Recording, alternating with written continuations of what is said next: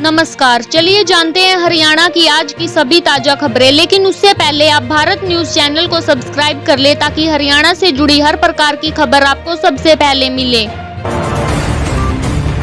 हरियाणा प्रशासन ने चिपकाई गई भूमि की वसूली और धार्मिक स्थलों के आवंटन से जुड़े नए आदेश जारी किए ताकि विवाद कम हो। राज्य सूचना आयोग में अंडर सेक्रेटरी, प्राइवेट सेक्रेटरी और रिसर्च ऑफिसर के पदों पर भर्ती प्रक्रिया शुरू कर दी गई है।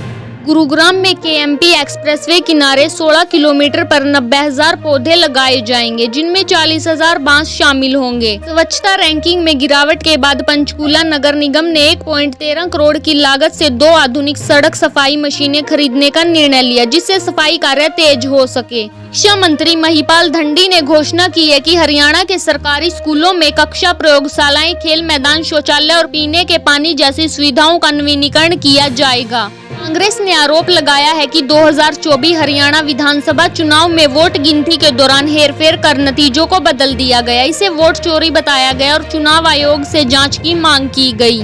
आईएएस अधिकारी राजेश जोगपाल को सतत कृषि सम्मेलन 2025 में सामुदायिक और सामाजिक प्रभाव पुरस्कार से सम्मानित किया गया। यह सम्मान किसानों व ग्रामीण विकास में उनके योगदान के लिए दिया गया।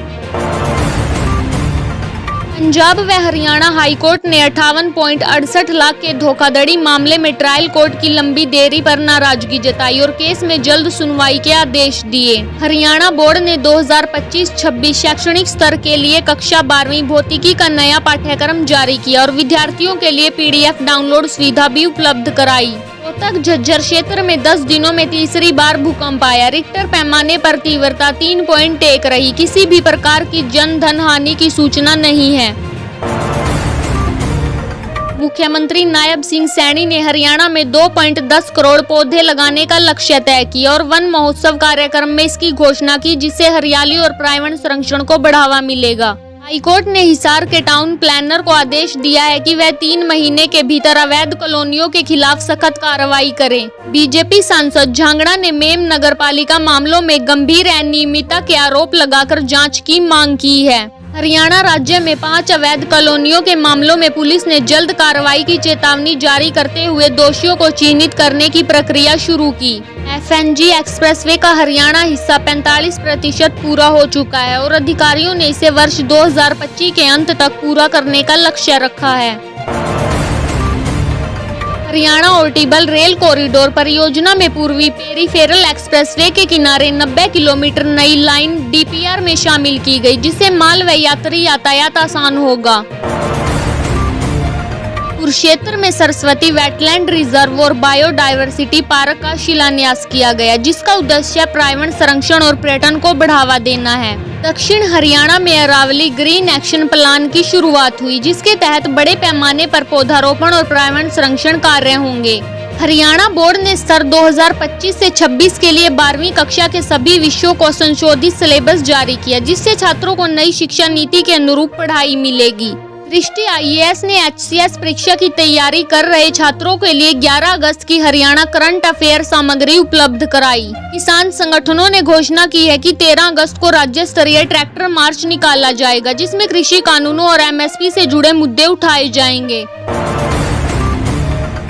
अदालत ने अवैध निर्माणों पर सख्त रुख अपनाते हुए तत्काल कार्रवाई का आदेश जारी किया और संबंधित अधिकारियों को रिपोर्ट देने को कहा। पानीपत के एक हैंडलूम यूनिट में भीषण आग लग गई। दमकल कर्मियों ने कई घंटे की मशक्कत के बाद आग पर काबू पाया। हरियाणा प्रदेश की कॉलेज परिषद ने गौ संरक्षण के लिए अनुदान योजना का प्रस्ताव पारित किया, जिससे गौशालाओं को वित्तीय सहायता मिलेगी। कुरुक्षेत्र में नया मेडिकल कॉलेज बनाने का प्रस्ताव रखा गया, जिससे क्षेत्र में चिकित्सा, शिक्षा और स्वास्थ्य सेवाएं बेहतर होंगी। शिक्षा विभाग ने सभी जिलों में वर्चुअल क्लासरूम प्रणाली लागू करने की योजना बनाई है, जिससे दूरस्थ क्षेत्र के छात्रों को गुणवत्ता शिक्षा मिलेगी।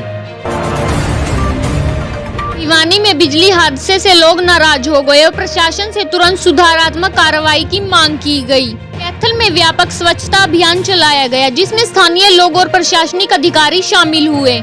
राज्य में महिलाओं के खिलाफ अपराध दर में गिरावट दर्ज की गई। पुलिस ने सक्रिय गश्त और जागरूकता अभियान को इसका कारण बताया। हिसार में किसान संगठनों की वार्षिक बैठक आयोजित हुई, जिसमें खेती से जुड़े मुद्दों पर चर्चा हुई। पंचकूला में राज्य स्तरीय युवा रोजगार मेले का आयोजन हुआ, जिसमें हजारों युवाओं ने नौकरी के लिए आवेदन किया।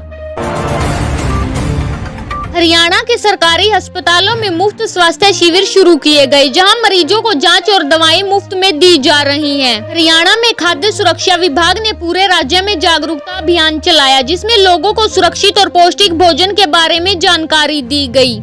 हरियाणा पर्यटन बोर्ड ने एक नया सांस्कृतिक उत्सव घोषित किया, जिसमें स्थानीय कला, संगीत और खान-पान को बढ़ावा मिलेगा। हरियाणा में स्मार्ट सिटी परियोजनाओं की प्रगति की समीक्षा की बैठक आयोजित की गई, जिसमें विकास कार्यों की गति बढ़ाने के निर्देश दिए गए। हरियाणा के ग्रामीण क्षेत्रों में सौर ऊर्जा योजना का विस्तार करने की घोषणा की गई, जिससे बिजली आपूर्ति बेहतर होगी।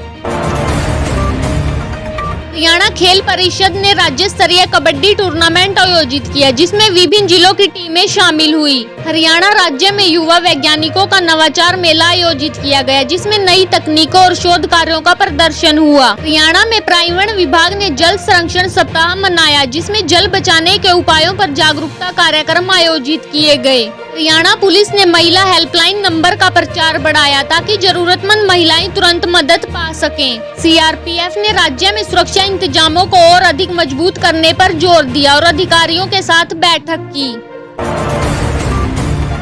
हरियाणा राज्य में फास्टैग जागरूकता अभियान तेज किया गया, जिससे टोल पर डिजिटल भुगतान को बढ़ावा मिले। हरियाणा में सड़क सुरक्षा जागरूकता अभियान स्कूल स्तर पर शुरू किया गया, जिससे छात्रों को यातायात नियमों की जानकारी दी गई। हरियाणा में कृषि विश्वविद्यालय ने नई खेती तकनीक पर आधारित पाठ्यक्रम पेश किया, जिससे किसानों को आधुनिक खेती के तरीके सिखाए जाएंगे। हरियाणा में फिटनेस सेंटरों को मानक अनुपालन प्रमाण पत्र प्रदान किए गए, जिससे ग्राहकों को सुरक्षित और गुणवत्ता सेवाएं मिलेंगी।